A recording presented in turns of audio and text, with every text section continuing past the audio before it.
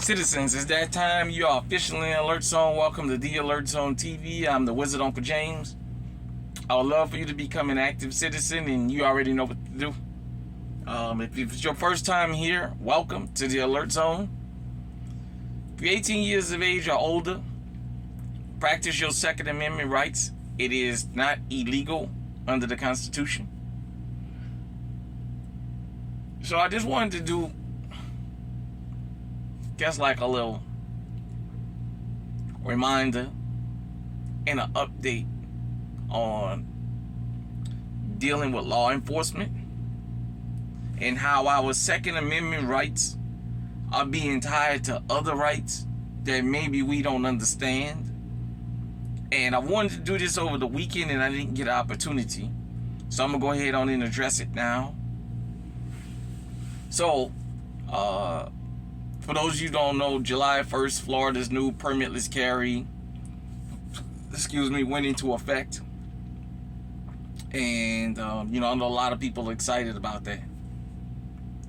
Shout out to Sheriff Grady Judd down there. Sit right here, maybe we can see a little better, because good lighting. Sorry about this. This kind of an there we go. This kind of an impromptu thing, y'all. So just bear with them. It's early in the morning, getting ready to get unloaded. But anyhow, back to what I was saying. Florida, according to Sheriff Grady Judd, is not open carry. Permitless carry means it's got to be concealed. He went over, and you can YouTube that. Look it up. Facebook, YouTube, whatever you use. So you can hear him recite what the law is verbally, so you don't have to read through 50 pages of documents. There is something he talked about that I think is the most important part of this law, and we're going to discuss that. He said about showing your ID upon request. That is mandatory. And he was emphasizing that part of the law. The fact that Florida is not open carry, so it doesn't mean you can open carry the firearm. And the ID part. Now, I'm going to tell you why this ID part is so important and how so many rights been changed right up under our eyes. And they've figured out a way to get certain things through with things that we like. You know, for those of you who don't like to be in politics or politically active, I'll say this. As you get one law to benefit you, there's going to be something you're going to have to give up for that. This country, the way the laws are written, there's never been a law written without somebody having to give up something. It just doesn't work like that. Now, I know a lot of y'all might be saying, well, Unc, what does this have to do with permitless carry in Florida? A lot of states have a statute that says if upon request a person should provide ID to law enforcement. Now, I know constitutionally they tell you, well, it's a violation of my Fourth Amendment rights, illegal search and seizure, I haven't broken any laws, this and that. But when you look into these firearm laws, they're starting to ease things in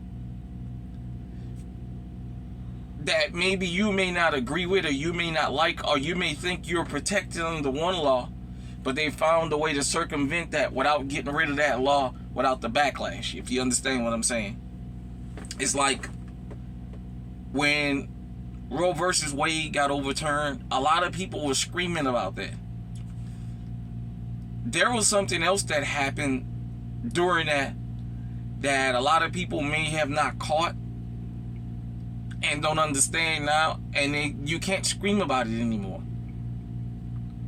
The Supreme Court made 2 more rulings the same week they did Roe versus Wade. They made 2 more really, really, really important rulings. First, they ruled that law enforcement cannot be punished for not reading you your Miranda rights. For those of you who not familiar with that terminology, you got the right to remain silent. Anything you say can will be used against you. Joe Biden sent his inspector general, I believe it was, to campaign for that to the Supreme Court, to urge them, yeah, get rid of that. It's not that Miranda rights have been taken off the book. You can't punish law enforcement now for not reading you your Miranda rights. Basically, which means it's a law on the book with no teeth. So it does no good to say, well, at worst, at best, you may be able to get the charges dropped. But you can't punish the officer for trampling that right, because under the new law, that right don't exist no more. Technically, the teeth have been taken out. There's another law that got passed under that. The Supreme Court decided they're not going to hear any more cases where people been convicted on the state level that was innocent. If you're an innocent person in prison, the Supreme Court said they're not going to hear it anymore. Which means there's a lot of innocent people in prison, and that's another story for another day. But I just wanted to bring that up. While everybody was watching Roe v. Wade, they snuck some other stuff in they wanted to get done. Well, with this permitless carry, as I told you guys and girls out there who may not understand what a think tanks is, there's people that just sit around and all they do is think about how to get laws changed and how to get certain laws passed, and how to, if you can't properly take a law down, how to take the teeth out of it. So what good does it do to have the law if it can't be enforced? So black folks as a group are seen as very emotional, male and female. This whole thing about coming up on people, now all officers has to say in Florida is, well, I thought you had a firearm. That's why I asked you for your license. They, under the law, I know some people going to say that's a violation of your rights. I'm telling you, under this permitless carry law, what they eased in and how it's going to be enforced. Well, I thought you had a firearm. So when they ask you for your ID and you say, for what? I haven't committed any crimes. But I asked you for your ID, but I haven't committed any crimes. You understand where I'm going with this? I know what the law and people think it should be, but I'm telling you how these things are enforced. See, that's the thing about being uncle. Uncle gonna tell you stuff mom and dad ain't gonna tell you, or they gonna want to shield you from. Sometimes the way things are written in the law are not the way they're enforced. And I'm telling you, when they come up to you and ask you about your ID, and you start that whole, man, I ain't done nothing while y'all fucking with blah, blah, blah, blah. They know that. They understand us as a group.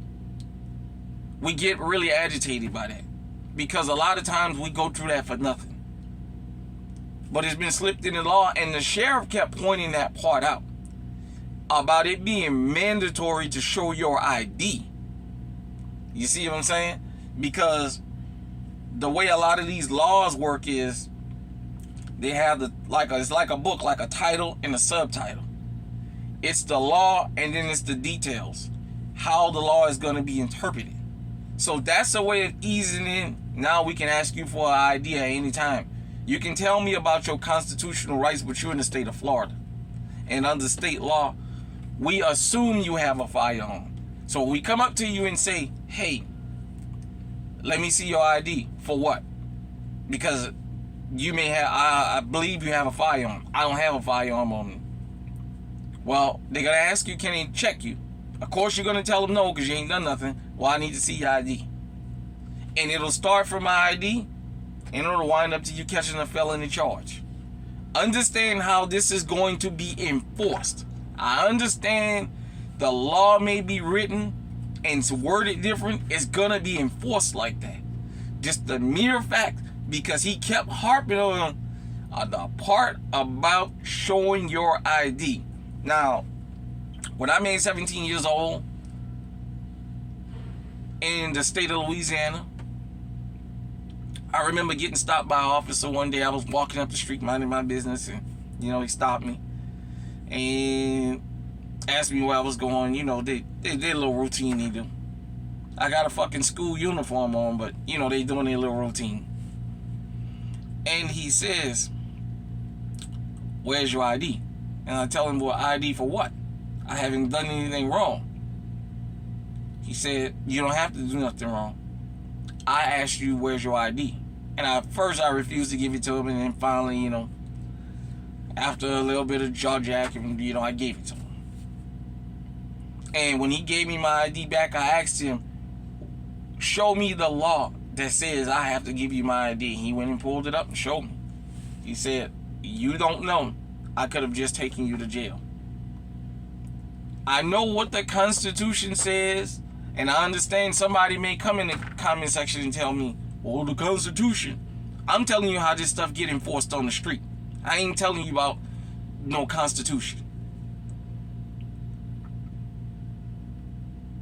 Because if the Constitution was 100% concrete and it was enforced 100% concrete, a black man with a gun wouldn't get us killed. This is why I'm telling you these type of things. This is why you need this channel like this. I understand a lot of people that come to YouTube don't want to hear politics, and you know, they don't want to hear all the boring stuff about firearms. But this can save you from possibly going to prison or losing your life. And this cuts across racial lines, because I'm going to do another video maybe later about something else, another trend I'm starting to see. But back to this. Be careful out there. Understand the laws. You want to have a firearm, that's fine. And as I always say here in the alert zone, I always think about every day somebody's turning 18 and every day somebody's turning 21. What does that mean? For legal law-abiding citizens, they're legally able to get armed. I don't want them to assume. I don't want them to think I can go buy a firearm, and as long as I'm minding my business, this, and that. I can go buy a firearm, and if somebody step on my Nikes, I can shoot him and say he assaulted me because he stepped on my foot. I don't want people to buy firearms and say I live in this state, but I'm going to that state. And that's just that. Unfortunately, the firearms laws are not across the board. They're not universal. Every state has its own, plus the government. You know what I'm saying? I did a video on, I believe, this channel. I don't think it was on my old channel because it got shut down. I believe it's this channel. And where I talked about how they use marijuana to basically get people to lose their rights. Because your state may allow you to use marijuana, but it's still illegal under the federal government. So yes, you can live in a state where you can smoke all the weed you want. When they ask you on that application that you're applying for a firearm, they ask you about marijuana. That's a federal question. So because your state allows it, the government ain't never made it legal. And that trips a lot of people up. Now they pick and choose when they're going to use that. But the mere fact that they got that on file now, the feds. So anytime the state or the city assumes that you're up to a nefarious act, yeah, they know you smoke weed because you live in a state where you can smoke weed. But they also know now I can call the federal government and say, hey, that guy smokes weed and he applied for a federal license, for a federal gun. You know what I'm saying? So this is just something I wanted to bring up to everybody and show how Florida's permitless carry law has slipped something in a lot of y'all may not agree with, but this is the way it's going to be enforced. If you don't believe me, go to the YouTube and put in Sheriff Grady Judd or put in Florida constitutional carry or permitless carry, and you'll see him talking and how he keeps going over the point of ID. At the end of the day, all I want law-abiding citizens to do is to be compliant make your encounters with law enforcement as short as possible. They pull you over, give them what they ask for. First off, keep your driver license, registration, and insurance up to date. Try and keep your vehicle and operating up to date, operating wise. And I can't tell you to don't speed and don't do this and don't do that, but try not to. Upon being stopped, just make this transaction short. You can fight it in the courts, and the worst thing that can happen in the courts is that you lose a few dollars. The worst thing that can happen on the side of the road is you lose your fucking life. You can't get your life back. You can get that money back that you lost. You go work a little overtime or what have you, but you get that money back eventually. You can't get your life back. So, you know, like I said, I just wanted to bring that to everybody's attention on how now I see, because the Second Amendment, with social media especially, is on the rise. How laws to go after other things are going to be used in Second Amendment bills. So on the one hand, it's going to tell you it's constitutional carry. On the other hand, they're going to tell you all the other things that they're going to enforce under that. So the laws say, do you want constitutional carry? Well, hell, everybody's going to vote, oh yeah, we like that permitless carry. What is the con to it? And when you start reading the cons after the law get passed, it's going to be maybe some things you don't agree with. But you want it permitless carry. So you're going to give one thing up to get something else. And the something else might be something else that you don't like. So, like I said, with that being said, one more time I'm going to repeat this. This channel is not just for people that's been around firearms all their life. I always take into consideration every day people are becoming able to be legally armed, and a lot of them are wanting and are exercising their rights, and I just want to give them like a verbal guide to go by. Now, I'm not a lawyer, you know, I ain't never fought no court cases and, you know, all that other carrying on, but I can tell you, to an extent, I read pretty good bit, and I like to try and keep up with how the laws affect me in certain places and what have you. It's good, and especially I think about something else, about knowing the rights and the laws of firearms. When you travel into other states, every state is different. You might have 10 states connected that you can carry a 100-round drum, and then the 11th state might be 10 or less. Because you're from a state, like I live in Iowa, so I live in a state where we can carry whatever, just not automatic weapons because it's not government sanctioned. But we can carry whatever. But I'm also aware now that Illinois has a magazine limit, so I understand.